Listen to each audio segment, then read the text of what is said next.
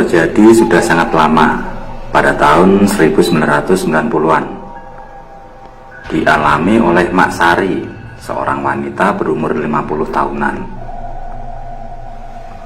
Mak Sari tinggal di sebuah desa terpencil di Cianjur, desa yang masih menggunakan lampu minyak sebagai penerangan dan dikelilingi hutan. Desa ini hanya ditinggali beberapa ratus kepala keluarga, itu pun tersebar di seluruh desa, mengakibatkan jarak antara rumah masih sangat renggang, terutama rumah-rumah yang berada di ujung desa. Mungkin 100 meter sekali baru akan ditemukan rumah. Mak Sari mempunyai profesi menanam padi. Namun saat tidak sedang musim tanam padi, dia mengandalkan keahliannya yang lain untuk mencari nafkah, yaitu membantu wanita melahirkan atau biasa dibilang dukun beranak. Untuk pekerjaannya, Mak Sari tidak menerima uang sebagai bayarannya. Ia biasa menerima hasil kebun atau hasil pertanian. Tapi Mak Sari tetap bersemangat melaksanakan profesinya yang satu ini. Maklum, di desanya saat itu tidak ada tenaga medis atau bidan sama sekali. Seluruh warga desa masih mengandalkan jasa-jasa tradisional untuk hal-hal yang menyangkut kesehatan seperti melahirkan atau khitanan. Mak Sari juga sudah cukup terkenal di desanya.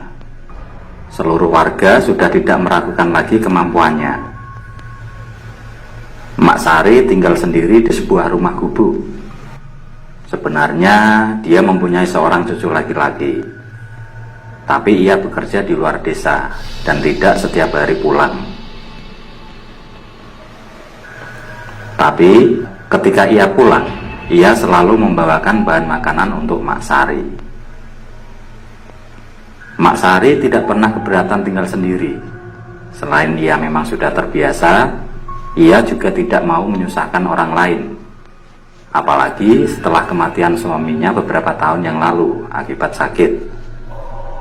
Ia adalah wanita yang cukup mandiri. Pada suatu malam, saat Mak Sari sedang tidur di rumahnya, tiba-tiba saja ada seseorang mengetuk pintunya. Mak Sari langsung bangun.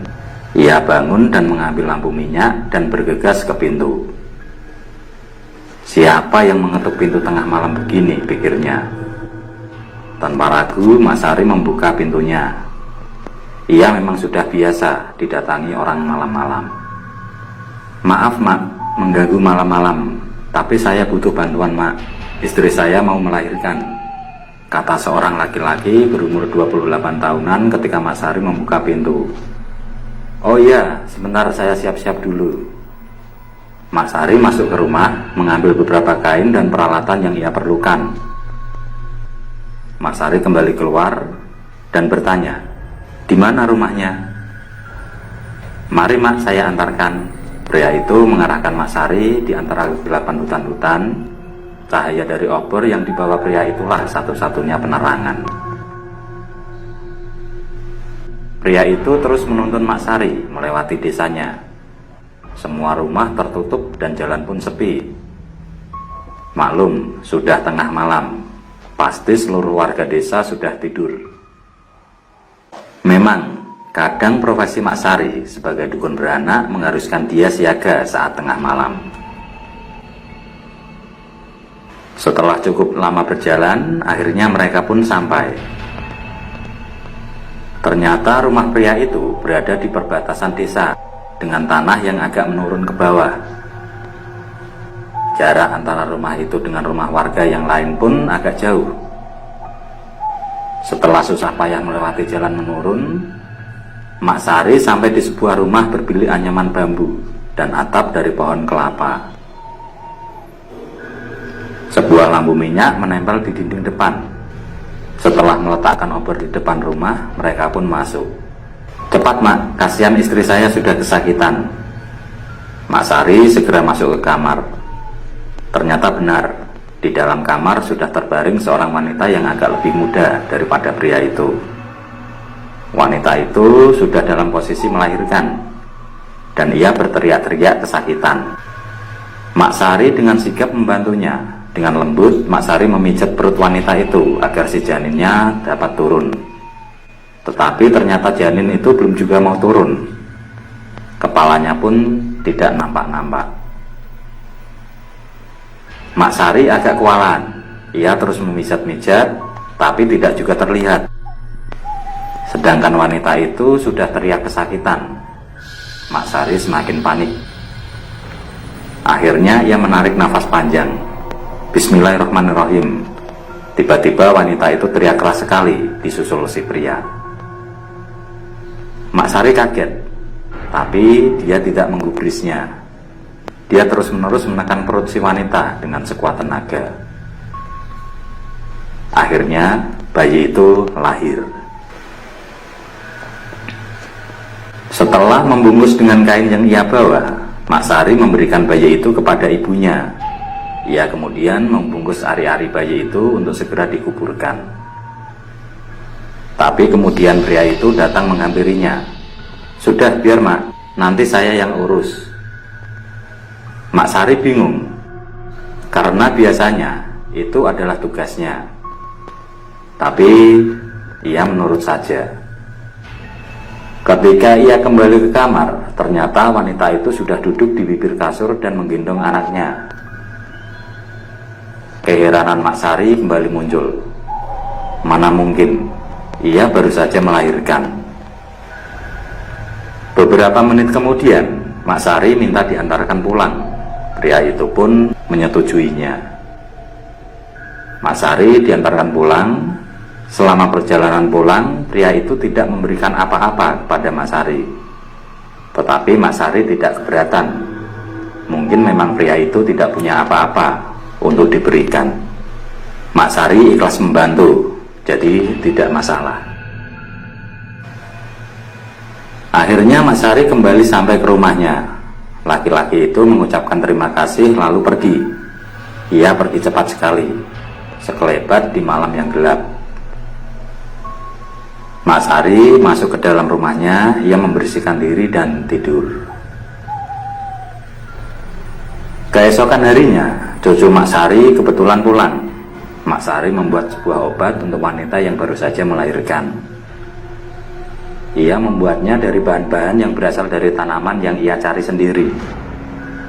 Ia bermaksud mengantarkannya kepada wanita yang semalam ia bantu. Setelah selesai, Mak Sari meminta cucunya mengantarkannya. Cucunya bersedia, mereka pun berangkat. Mak Sari masih sangat ingat jalan-jalan yang ia lalui semalam, dan mereka akhirnya sampai di turunan itu. Berarti sudah sangat dekat. Mereka melewati jalan yang menurun itu. Tapi ketika sampai, Mak Sari kaget. Mereka berdiri di tanah kosong yang berisi pepohonan lebat. Tidak ada rumah. Hanya hutan dengan pohon-pohon besar di dalamnya. Cucu Mak Sari keheranan. "Mak yakin ini rumahnya?" tanya cucunya. "Iya, semalam itu di sini rumahnya." Mak Sari melihat sekitar. Ia keheranan. "Tapi ini sudah batas desa, Mak. Tidak ada rumah di sini." Firasat Mak Sari mengatakan ada sesuatu yang tidak benar. Akhirnya mereka memutuskan untuk pulang, karena memang cucunya tidak bisa berlama-lama. Ia harus segera kembali ke tempat bekerja. Selama perjalanan pulang, Mak Sari masih saja keheranan. Sampai malam harinya, seperti biasa setelah melaksanakan sholat isya, Mak Sari meluangkan sedikit waktunya untuk mengaji. Setelah itu baru tidur. Ketika Mak Sari baru saja selesai mengaji, tiba-tiba pintu rumahnya kembali ada yang mengetuk. Ia segera berdiri dan berjalan menuju pintu rumah, masih mengenakan mukenanya. Ketika Mak Sari membuka pintu, Mak Sari merasa kaget. Ia melihat dua makhluk besar, hitam berbulu, berdiri di depan teras rumahnya. Mak Sari dapat melihat makhluk itu dengan jelas di bawah sinar lampu minyak. Makhluk itu memiliki rupa setengah binatang setengah manusia, dengan jari-jari yang sangat besar. Mata kedua makhluk itu merah menyala. Keduanya terus memperhatikan Mak Sari. Mak Sari memegang pintu rumahnya kencang. Jantungnya berdetak cepat sekali dan tubuhnya kaku. Tapi di dalam hatinya, Mak Sari merasa ia tidak perlu takut. Jadi ia tetap berusaha tenang. "Mau apa kalian datang? Jangan ganggu saya," ucap Mak Sari lantang. Makhluk itu masih saja diam. "Mak tidak pernah mengganggu kalian. Kalian punya alam kalian sendiri. Jadi pergi." Makhluk itu masih diam saja. Akhirnya Mak Sari kesal. Ia mengambil sebuah gelas besi dan melemparkannya ke arah makhluk itu. Di dalam hatinya, Mak Sari terus berpikir agar dirinya dikuatkan. Tapi seketika itu, makhluk itu hilang saat gelas besi itu akan mengenai tubuh mereka. Setelah itu, Mak Sari masuk ke dalam. Ia meneruskan mengaji hingga ia ketiduran. Ia terbangun waktu sholat subuh. Mak Sari melanjutkan menunaikan sholat subuh. Ketika matahari mulai naik, ia baru berani keluar rumah. Saat ia keluar rumah, ia kaget dengan apa yang ia temukan. Mak Sari menemukan banyak sekali buah-buahan hasil kebun, singkong, ubi, dan beberapa sayuran. Semua tertumpuk di depan rumahnya. Awalnya ia ragu-ragu, namun saat ia sudah memastikan bahwa itu memang benar adanya, ia membawanya masuk ke dalam rumah. Mak Sari sempat bingung, tapi kemudian ia mengerti. Ternyata pria dan wanita yang ia bantu saat itu bukanlah manusia, mungkin sebangsa jin. Itulah mengapa saat ia mengucapkan bismillah mereka teriak. Dan si wanita itu sudah dapat duduk setelah melahirkan. Mungkin ini adalah tanda ucapan terima kasih dari mereka. Mak Sari kemudian mengkonsumsi bahan makanan itu. Tetapi sebelumnya, ia tentu berdoa semoga tidak ada hal negatif di dalamnya. Dan ternyata memang tidak ada apa-apa. Itu hanya bahan makanan biasa, tidak kurang, tidak lebih. Pengalaman itu tidak pernah bisa dilupakan oleh Mak Sari. Pengalaman yang sama sekali tidak masuk di akal. Tapi ternyata terjadi padanya. Mungkin memang ada kehidupan lain selain kehidupan manusia di dunia ini. Manusia hidup berdampingan dengan makhluk lain. Tapi itu tidak masalah, selama memang tidak saling mengganggu. Seluruh makhluk punya dunia masing-masing. Dan Mak Sari tidak akan melupakannya.